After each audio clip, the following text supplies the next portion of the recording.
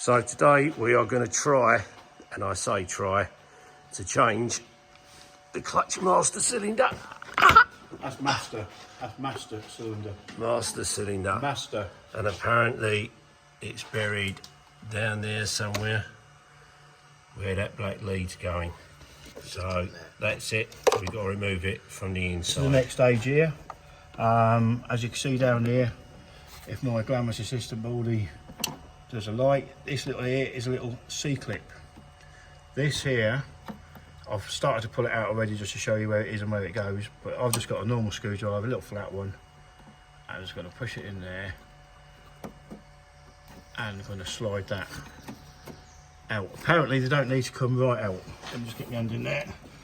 I don't want it, just in case it does. I should do this live so you can see what I'm doing. Bit fiddly. Some people say you need to take the windscreen scuttle out, but maybe you do on a diesel, but on a petrol you think I can just get away with this. So, I just don't know how far to pull the clip out. Like I say, we're not messing about, this is live, so if I mess up, I mess up.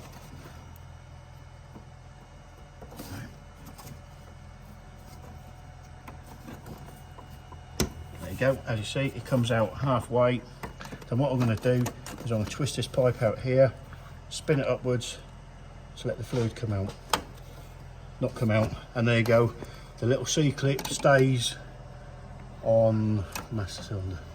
So the next one's a bit trickier, but you can put your hand down there, just move the aircon pipe, and then again, the same screwdriver. If you have a longer screwdriver, it might be more of a bonus, but I'm just trying to be more delicate not to lose the clips, if I can help it. So, I felt the clip lock off. Get underneath here, pull the pipe, there we go. Bob's your uncle, job done. So the tool for this one is a flat screwdriver, no removing the scuttle panels or nothing, and it is a little bit of a brake fluid mess. Maybe you should put a bit of a cloth under there or something, but hey, I'll give it a spray down afterwards. Right, next I'll move back inside the car. Right, so next job we've got to do on this old Fiesta is remove this cover here. It looks like to me, I've never done one before, or we ain't done one before, so this is like, we'll do it as we go.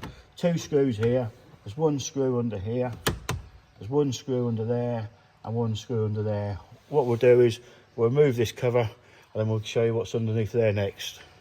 This is what you're left with once the cover is off. These 5 screws here are the only ones that hold that panel on, which is over there.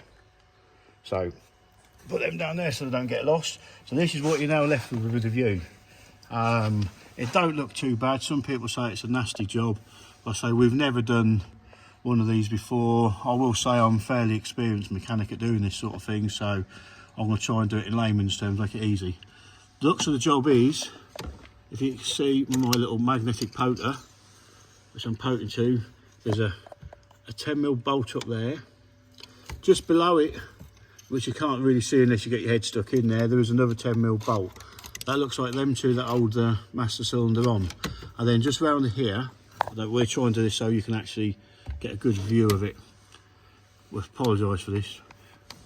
We might be going to quite watch this, but if you can follow that through, where that I'm touching on there, that is another bolt that is there, and a nut. So it looks like you've got to undo that and take the pedal out as well, because I do believe there's a spring that's attached to the master cylinder and the pedal.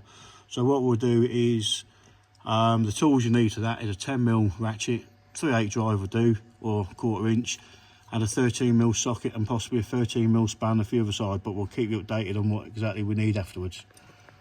Alright, the next stage we're doing, these are the tools that I found that's useful for the job. I was going to go for socket and ratchet, but I just thought that's just going to be a lot of messing about and a bit of a ball ache. So to do the 2 bolts on side the slave cylinder, master cylinder, 10mm ratchet spanner. Bit of a doddle, honestly, really easy with that. This bolt here, the 13mm, it's got a 15mm bolt, a nut and a 13mm bolt head. This is what holds the clutch pedal in. This is dead easy as well. Again, 15mm ratchet spanner, 13mm spanner on the other end, click, click, click, out you go, and the bolt slid out real easy, which left the pedal all loose. And then Baldy's going to go in there and he shows you where they were. So It's a bit awkward. it's there. But it is up there. So the bigger bolt went there. Yeah. And the two smaller ones here that you use the 10mm ratchet spanners on. Yeah. One is there, and one is slightly below it. There you go. Yeah. There you go. There we go. I've previously undone them, but they literally took me a moment to do. So what I'll do now is, while the board is there, I'll quickly pull them bolts out of my fingers, and then we'll see if the whole pedal comes out and one go while we're actually doing it. Right, this is it. We've now got it out. What people don't usually say, it is slightly more awkward and not hard. But here, where if my glamorous assistant, again Baldy, shines his torch on it, you got this bit here and this bit here. Well, these slide down and lock in before you take the two bolts. So when you take these two bolts out, you have to get a screwdriver, just prise it up slightly, then that come out a little square plate in the plate that's on there. Then that just pulls out easy. The reason why we're replacing this is we put a new clutch in it a few weeks ago, and that was slipping. There was nothing else but slipping. We tried to bleed the clutch up, and we got a very, very bad clutch. This is what people keep saying, it grinds when you're putting it in first and in reverse. But we did realise when we was bleeding it up that the pedal wouldn't return. So we just thought cylinder. I've done a lot of cars before, and these plastic cylinders just fail afterwards. But now what we've actually found is the problem is the spring is actually broken off. Don't know if you can see that. That obviously clicks onto the pedal somewhere. I don't know, because obviously it didn't have one. So we have bought a new part, but I'm gonna have to try and source a spring out somewhere to do this. I don't know where from, but might just have to nip to a scrapyard or something and see if we can do it. But out of 10 so far. The bonus thing is that we have got a ramp here. It does make it easier, but I'm a big chap, so I can get in there easy. I can get two hands in there. But out of 3 for hardness, I'm going to rate this at a low 2, I say, because it's easy. But maybe if you're an unexperienced person or having to go for the first time, maybe it's a 5 out of 10 job for awkwardness. But apart from that, it's so simple and it went well. But we'll give you an update when we're all putting it back together. And from the boardies, day 2 here we are. Hello. Right, this is what we found yesterday. As you know, I'm going to try and stay in focus and not keep going like this with him, because he was giving me a bit of a bollocking yesterday for all this. But yesterday, as we found out, the spring had snapped and it's been chafing on the pedal. Obviously, it's worn through and all that. We're lucky enough to find we have a donor car laying about. It's not out here where we are now, but we found the actual problem that actually caused it. Here is the spring, just there. So as you can see, it's a nice spring. Also, what must have happened over a period of time, it's got this little plastic sleeve bit that obviously fits on top of the pedal just there, and it cushions the spring. And obviously this bit had gone after a period of time, brittle, whatever, worn through. Then that is over the period of time when the clutch pedal's doing this, it's worn through and snapped the spring. You can get these springs. They are very expensive on eBay. They're about £32 on eBay, which would do pull your pants down a little bit. If you go to the main dealer Ford, they are about £2.59 plus the VAT, if you can find one. We had one. We're near Norfolk based in Norwich, was our main dealer. They said they'd get us one at next day, which would have come from Thurrock. So we opted just to go for the second-hand one that we already had on the motor. But if you get one, you can find one, it'll be a couple of days wait, so prepare yourself for this.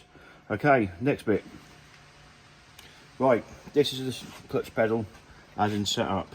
One little thing I would note is, don't get mixed up, you do have this little sponge seal gasket that fits between the master cylinder and the bolt head, which just straight push over.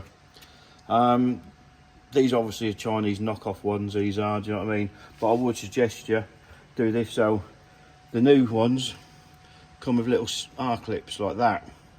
If you can notice, they're straight away all the way down. But the ones that come on the genuine ones, if you can get it in there, we're trying to zoom it in. It won't focus, there you go. I'm not moving. I've got a little ridge on them there, little 90-degree angle.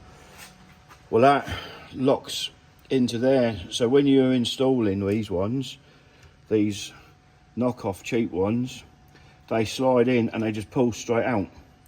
But the ones with a little 90-degree on them actually lock in, so you can pull them out now. They lock in, so when you install it through the bulkhead, these don't come out. Much easier for fitting in than obviously we push the pipe in, click in. But that is what I would recommend you do on these master cylinders. Right, now this is a really difficult shot to actually get, and I'm trying to show you the locator and one of the 10mm bolts there. So you put it through the bigger square, which you can see. I won't even try and point at it. And then you push it up, and then it wedges in that bracket. Then you can put the two locating. I can just about show you the two 10mm bolts. So you put them in, but they will be stiff because you have to obviously cut a new thread into the plastic of the new master cylinder that you've put in there. And then up there you can see the bolt. But another tip is to push the bolt in from the right hand side, because when you took it off it came in from the left, and it is much easier to whack it in from the right hand side and put the nut on the left, which is the other way round. And it's also worth bearing in mind is that the spring appears to be handed. It's very minimal amount in there, but make sure that you put the spring round the right way, because one of them's got a shorter shank on it, and then it doesn't fall off when you put the pedal in. So hopefully that's clear, because that isn't an easy thing to show. So now that we've done it, just put the cover back inside the car, which is 5 screws. Again, 3 there, 2 in there, positive drive, screwdriver.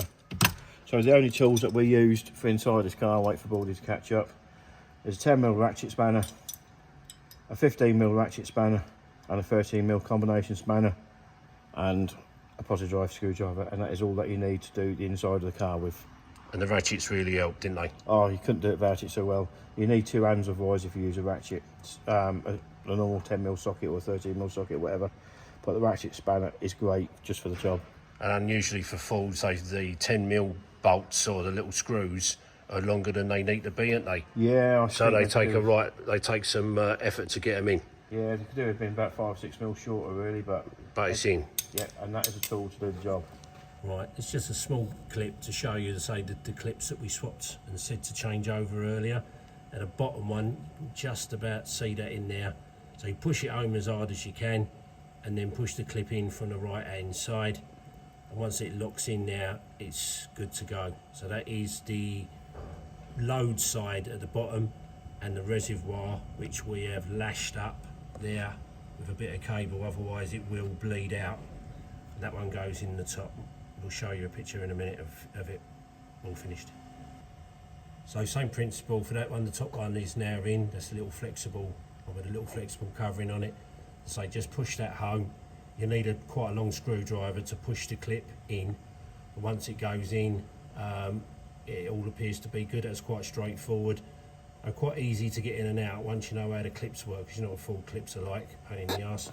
So that's sort of a video of it all connected back up. It took literally 60 seconds to put both of these in. That was a dead doddle. Yeah. No hardship going here. The 2 AC pipes that you can see there are your biggest enemy for the bottom ones. That will push down. You will get a bit of leverage on them, but be careful with them. If it starts hissing, you know you're screwed up.